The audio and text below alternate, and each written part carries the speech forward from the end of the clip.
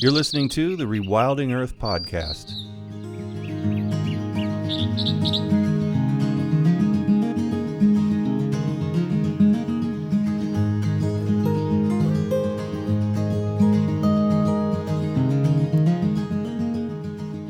The Rewilding Earth podcast is supported by businesses such as Patagonia, Catula, and Biohabitats, as well as the Whedon Foundation and listeners like you. If you love the work that the Rewilding Institute is doing, please consider donating at rewilding.org. And be sure to sign up for our weekly newsletter while you're there. Rick Steiner is a conservation biologist in Anchorage, Alaska, and founder of Oasis Earth.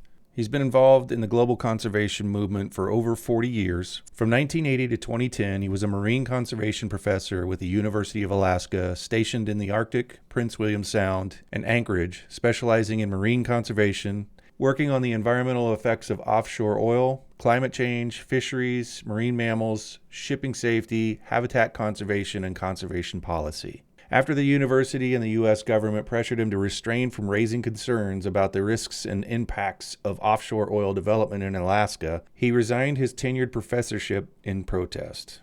Today, we continue a discussion we've had on this podcast in the past with Rick about the wildlife management and biodiversity crisis globally and in the United States, and steps you can take to aid in the fight for the future of life on Earth. Rick, thanks so much for coming back to the Rewilding Earth podcast for a very important one today. Glad to be here. Good to talk to you again, Jack.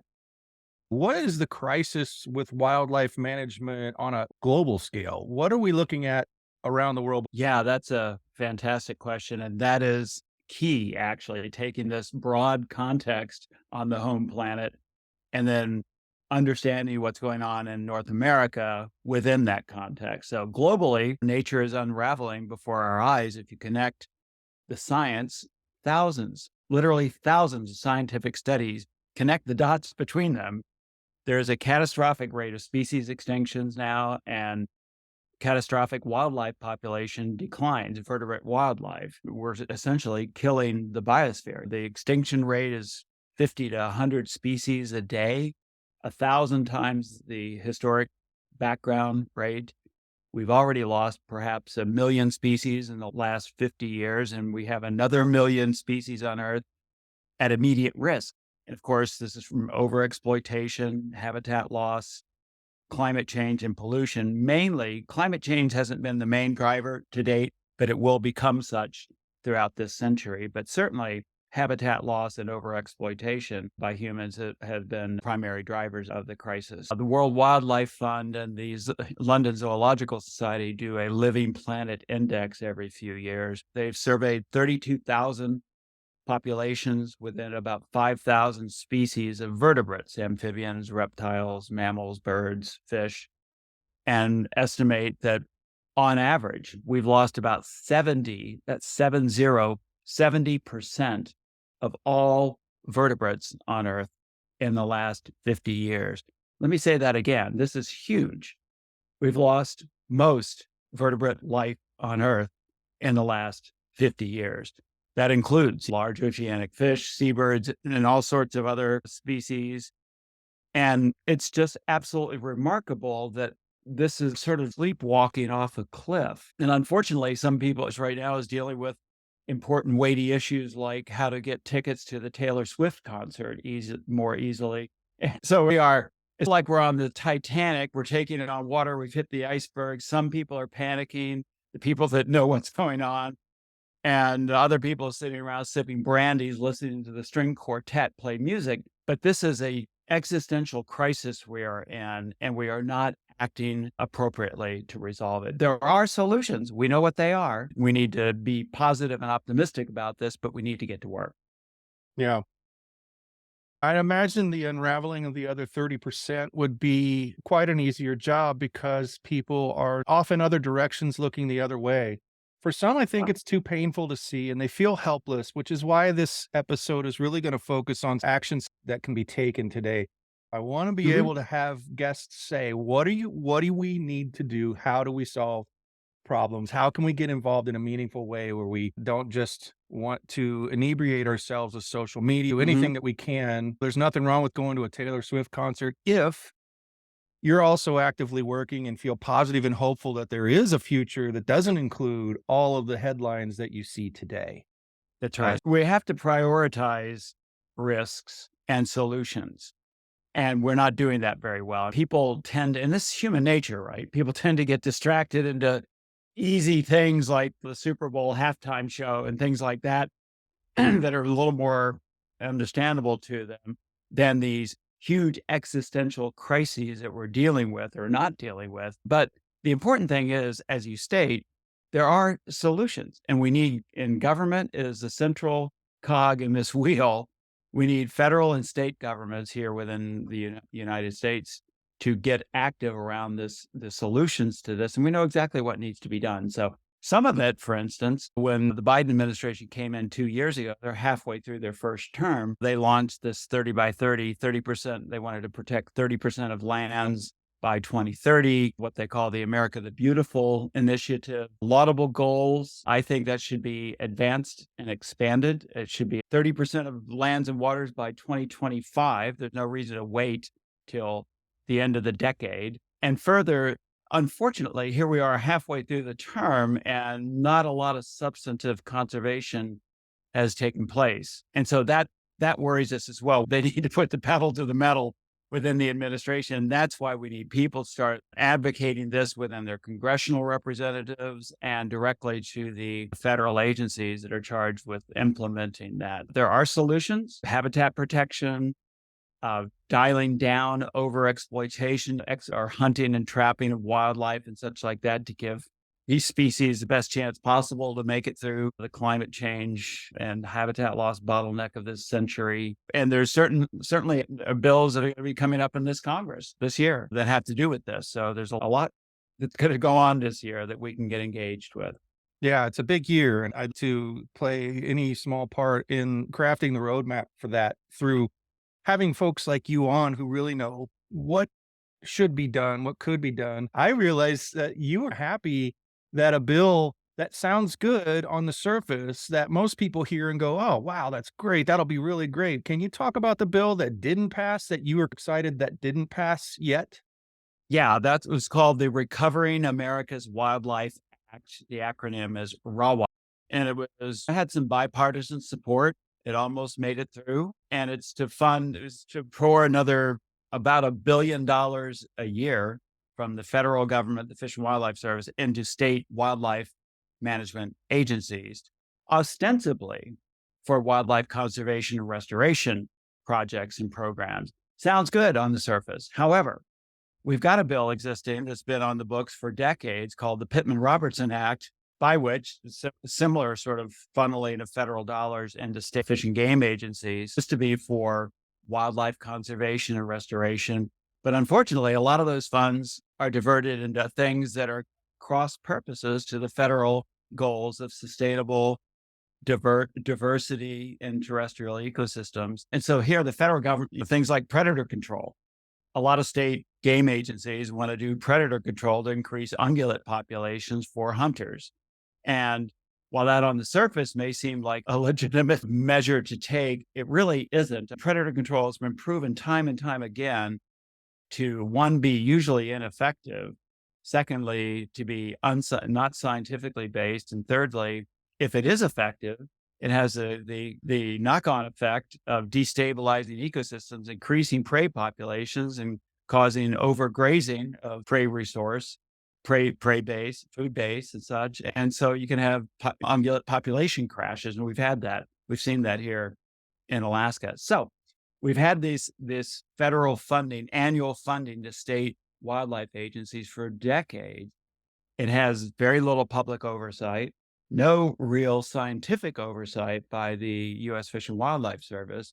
And we submitted a proposed rulemaking petition, my colleagues there are public employees for environmental responsibility, to the Secretary of Interior more than a year ago. I think it was in September of 2021, requesting that she issue a draft and issue a rule that would require both public comment on each state Pittman-Robertson proposal wildlife restoration plan before they get their monies from the federal government, and then also require scientific review of each program, and then that the secretary would find whether those state proposals are eligible for federal funding or not. The federal government has that authority within the act, and we wanted to make it explicitly clear through a rulemaking that our authority was going to be acted on. We have not heard from the secretary on that about a year and a half. And the same problem exists with RAWA, the Recovering America's Wildlife Act. And it was strange that a lot of the national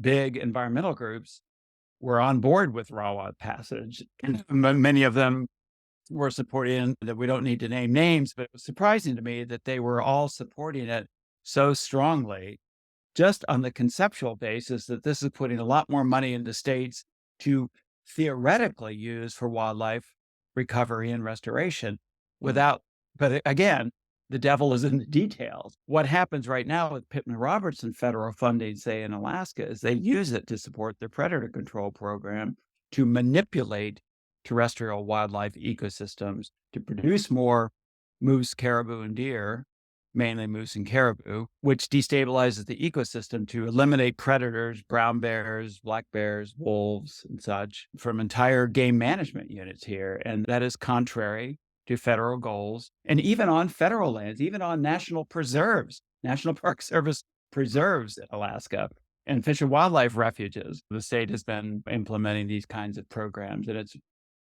so the federal government needs to get its handle on this, that it cannot continue to fund state agencies that are operating at cross purposes to federal goals on this. What I want to talk about now is the thing that you said, that a lot of organizations were on board with RAWA just as it was written, and it seems like they fell prey. It was an amateur thing. You read the headline, you read the synopsis, and you're like, this is cool. Okay, we're behind this. They rubber stamped it.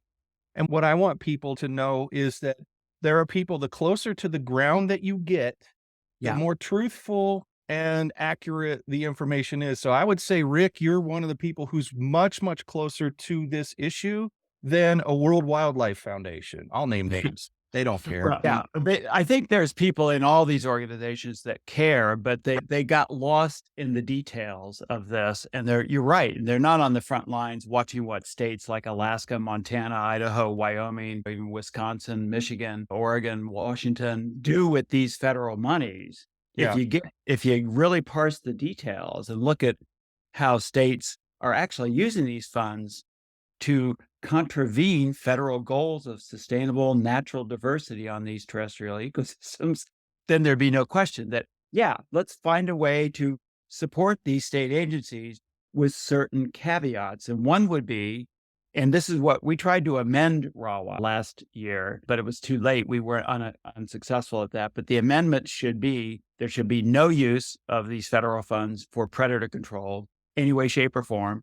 Secondly, there needs to be mandatory representation on state wildlife boards and commissions representing the broad stakeholders within the states. And we don't have that in virtually any state. It's mainly hunters and trappers and guides, like here in Alaska, that set wildlife harvest policies.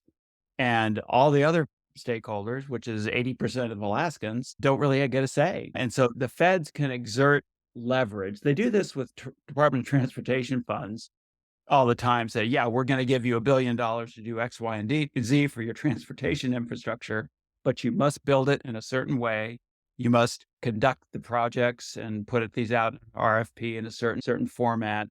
And so the feds, it's not unusual for the federal government, these vast amounts of funds paid to states and other entities, to attach stipulations to that. And that's all we're really asking here. So no use of monies for predator control, require broad representation on the wildlife boards and commissions, that there be an independent federal science review of each annual state wildlife restoration plan, and that there be capability of public comment.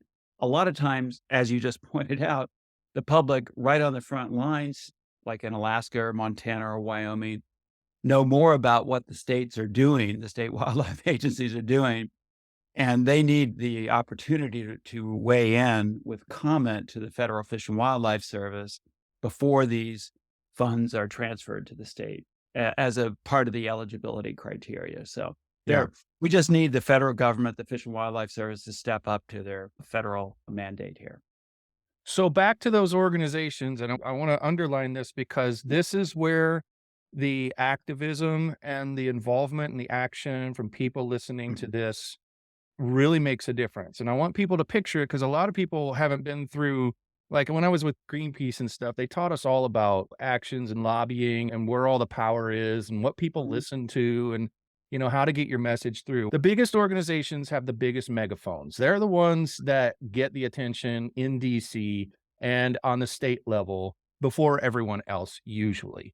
And That's so right. if they're not correct in their assumption that this bill is good, like last year when they were all for it without any of the stipulations that you just argued for that should be in the next bill, then your target as a person on the ground, a collective, let's just say listeners of this podcast and everywhere else Rick has gone to spread the word about the much needed improvements to the bill being considered.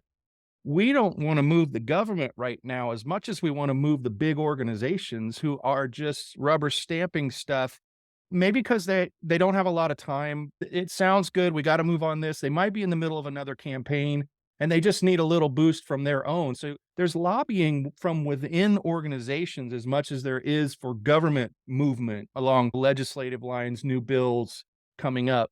And that's another place that we can be effective is to get the big loud megaphone people in the country, the very big organizations to understand issues when we're closer to the ground than they are on those issues and have more information to share.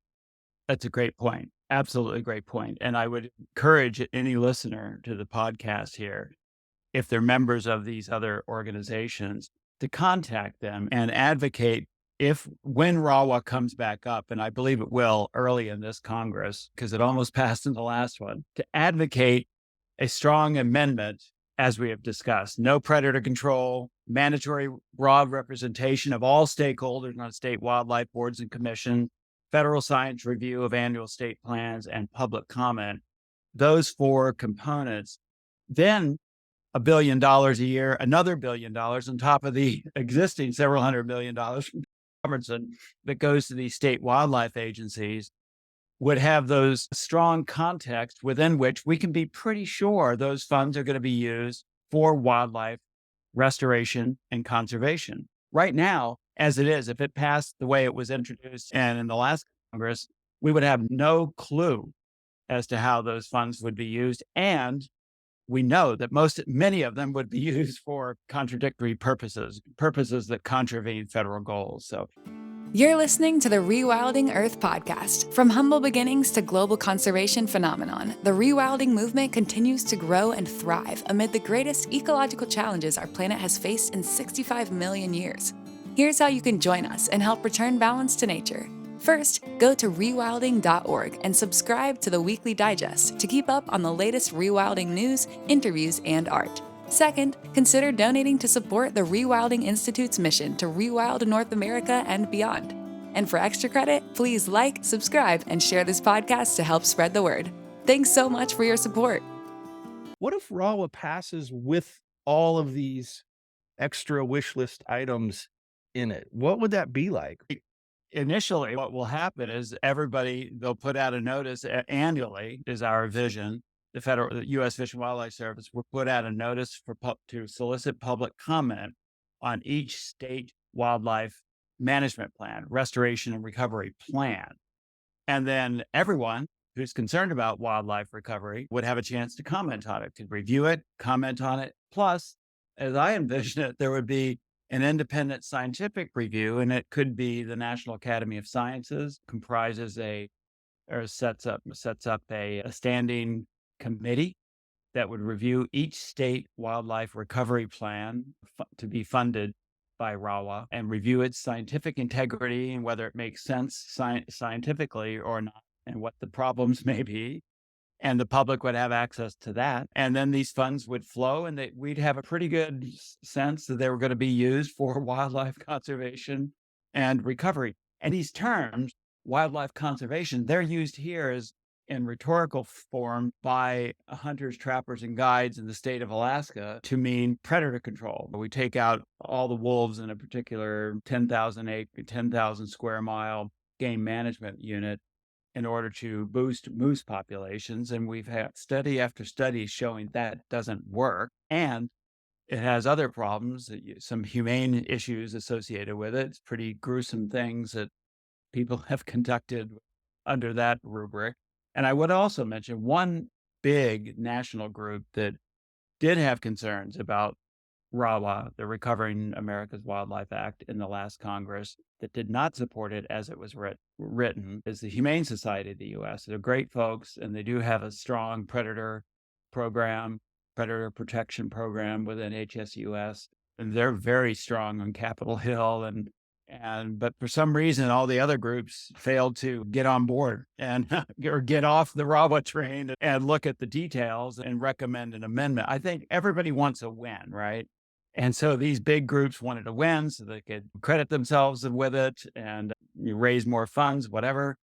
But unfortunately, they wanted to win at the expense of the actual integrity of the act. So one of the things that we do is talk in shorthand. When you're in this business for a while, we both know what we're talking about. But to put a face on this, put several faces to this, we're talking about bears and otters and beavers and wolves and all kinds of other critters, mountain lions, the things that you don't see these agencies really talking about. When these agencies put out a brochure, there's a great big bull elk on the front. Inevitably, they never put a mountain lion on any of this stuff. That is not their focus, which brings me to the next thing. We still have one big problem. We're giving all this money to life boards and agencies that are predominantly special interests for hunters. They are not qualified. One of the reasons that they don't understand the term or use it facetiously, and they do understand it, wildlife recovery, is that none of them are biologists. None of them are scientists. Across the board, there's probably not a single biologist or scientist on any wildlife board in the whole country. Occasionally there are, but not for long though, right? Not for long. Yeah, that's not for long. And there certainly would be a minority voice if they are. They're here in Alaska and most places, it's a political appointee and has to be confirmed by a very conservative pro-hunting legislature. The governor appoints, the Senate confirms, and they're always consumptive users, hunters, trappers, guides, almost always not biologists. And the theoretical model is they're supposed to listen to the Department of Fish and Game, which does have some very competent biologists, no question about it, on staff, wildlife biologists, but they have to operate within this political context of the current administration, which is all about delivering favors to the consumptive use crowd. At 20% of Alaska's citizens, not the other 80% can just go take a hike as far as they're concerned. So it is a huge problem. And it's typically, most state constitutions provide that all citizens of the state have a stake and should have a say in management of natural resources, including wildlife. So really, a lot of these state commissions, wildlife commissions and boards of game and such, are operating in an unconstitutional manner. And it's been challenged a few times and generally unsuccessfully. But the way that the leverage that the federal government will have, both now through Pittman-Robertson funding annually, hundreds of millions of dollars to state wildlife agencies, and if RAWA passes, another billion or so to state wildlife agencies, by conditioning that funding stream, that annual funding to the states, on upping their game, on making sure that the states have adequate representations, such as the tourism industry, right? The tourism value of wildlife here in Alaska is a great example, is twice the value of hunting and trapping. Now, I'm not talking about subsistence take in rural Alaska. That's another sort of an element that has to be protected, certainly, because people depend on moose and caribou and such like, and salmon for livelihoods. But most of what's going on is true recreational sport and trophy hunting. In Alaska, we have the State Department of Fish and Game and Board of Game permit over 2,000 brown bears being killed every year. And that is not for subsistence purposes, hardly at all.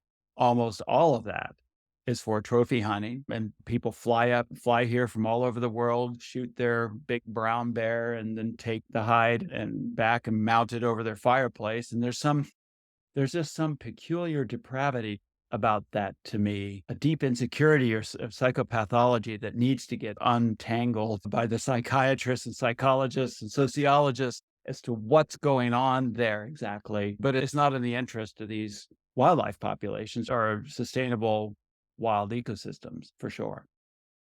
So this is the last kind of environment that you want to dump $1 billion on with no strings attached because you know what they're going to do because they've shown you what they've done. There would be no reason. And once that cat's out of the bag, how would we ever go back and regulate it? If this gets passed without those stipulations, they're now powerful. They now have $1 billion more, and they will continue to do what they've done, which is just basically ignore us because we're not loud enough, because we're not powerful enough to Yeah. scare them.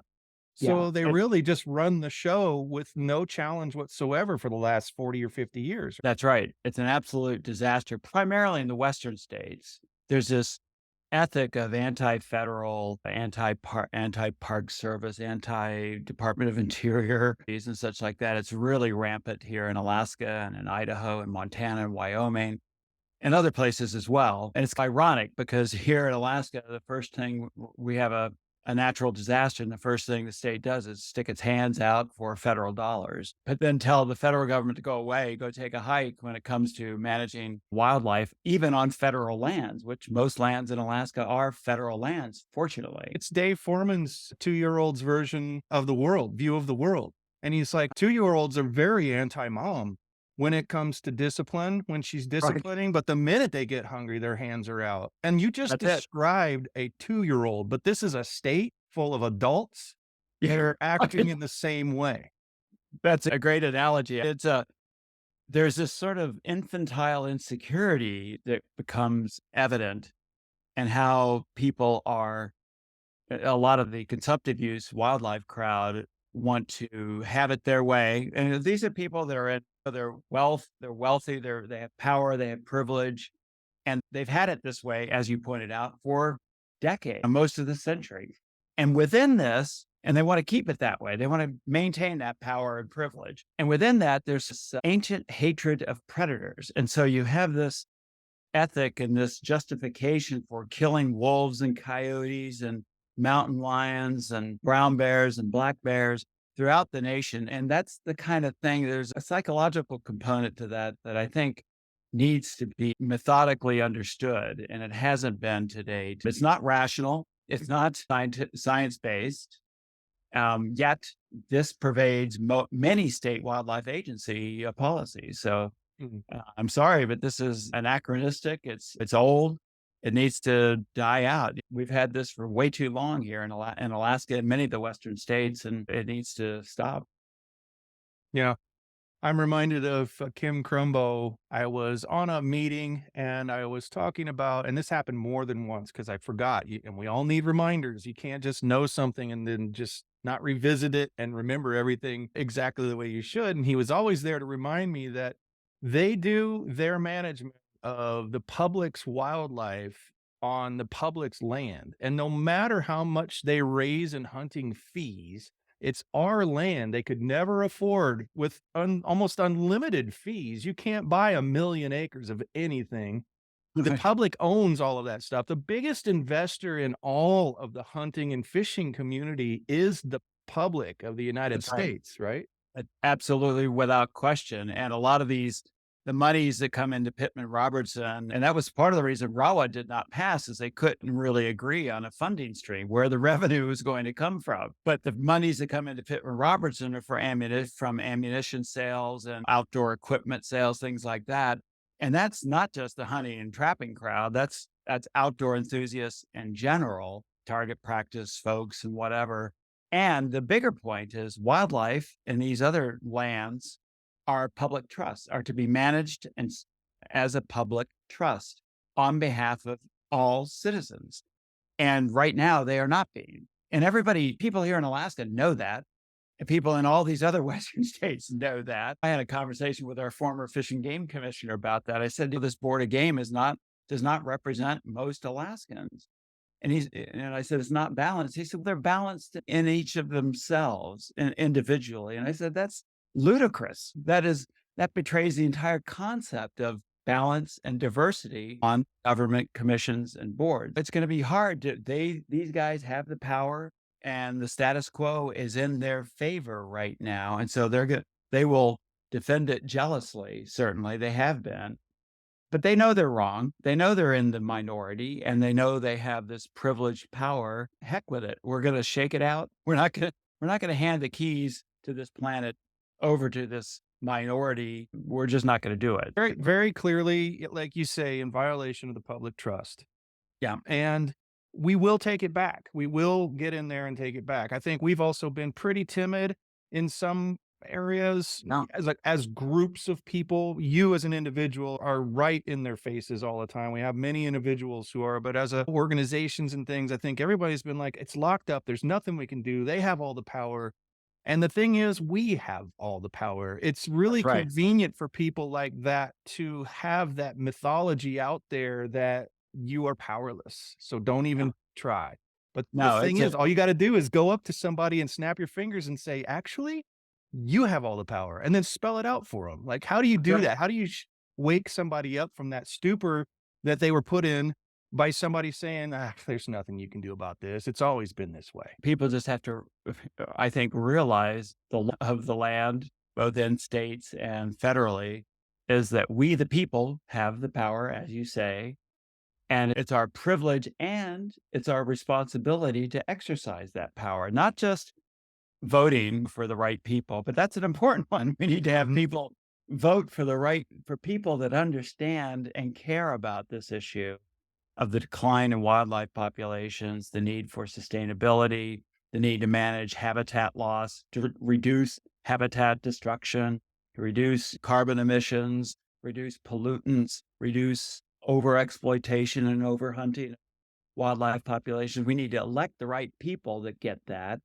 But further, even if the wrong people get elected, and that often has happened, we need to pressure them. And they can be subject and vulnerable to public pressure without question. So yeah, people have a right and a responsibility, I think, to weigh into this issue. And if we don't, then shame on us. To get on with it and get into it. And it's not for nothing. That's why I wanted to get to this point. Again, all of the finer details about this particular issue with wildlife agencies, we've got RAWA to deal with that would guide the agencies, but they're only so guidable as their membership is diverse, and it is not right now.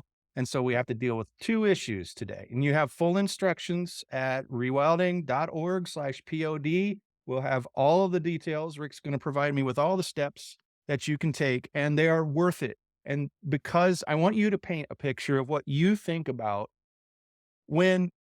if state wildlife agencies were governed and run with the public trust solely in mind, which includes hunters. It's not at the exclusion of hunters, but includes them, but at the rate, the 4% or so that they actually, their rate of involvement is, the numbers are. What would happen to the biodiversity situation in North America, in the United States, if you got what you wanted? I think we'd see recovery, not immediately, but over the rest of this decade, and certainly on deeper into this century.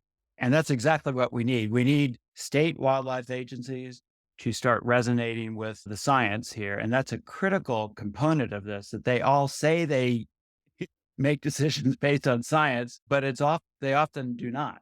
They only selectively harvest those scientific results that support their agenda of killing predators and taking more moose and caribou, elk, deer, whatever, and exclude those studies that don't seem to support their position.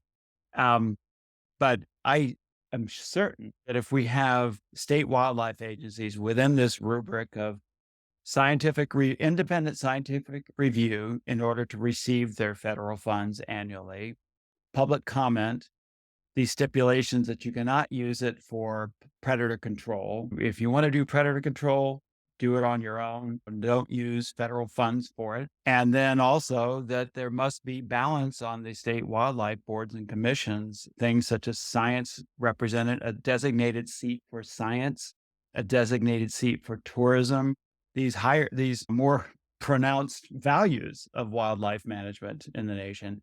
You're going to see a recovery of and these commissions and boards and state wildlife agencies need to start considering things like pollutants, climate change, and other issues and habitat loss, in addition to setting game harvesting limits, which is it seems to be their main focus right now, out of ignorance and just leaving aside these other issues of habitat loss, climate change, and pollutants increasing in habitats, and all these effects on wildlife that are not always considered. So on the ground, it would be palpable, especially as you say, deeper into the century, when wildlife has had a chance to have a few generations of litters and pups and eggs, and it would just be a filling up, and then getting rid of words like harvesting altogether. It should never be a word that's ever used anywhere remotely near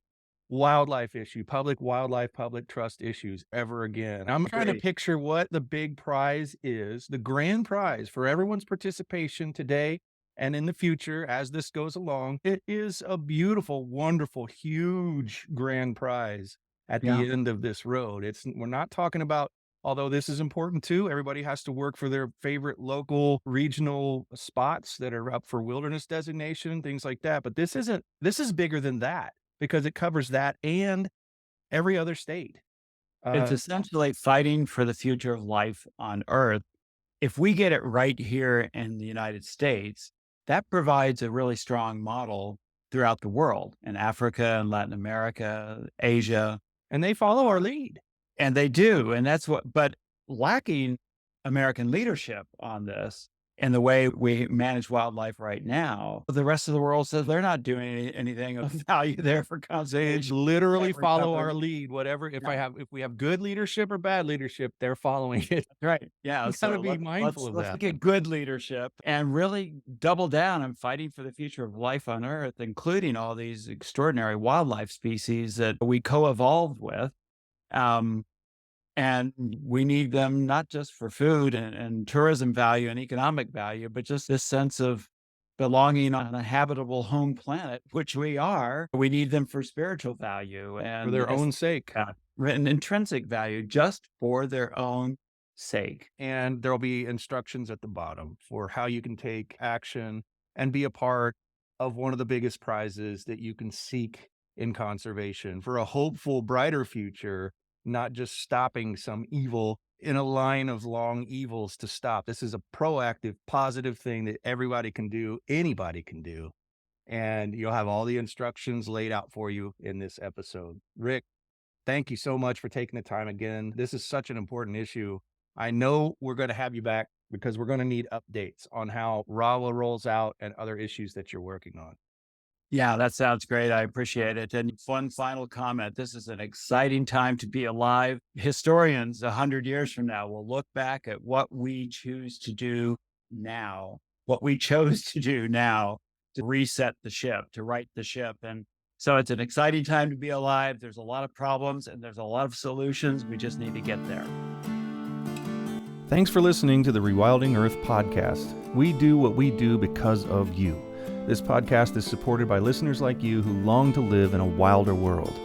Please consider donating at rewilding.org and subscribe to our weekly news and article digest while you're there. To go the extra mile, you can follow and share Rewilding Earth on Instagram, Facebook, and Twitter. Bonus points for sharing this podcast with your friends. To listen to past episodes, go to rewilding.org/pod. That's rewilding.org/pod.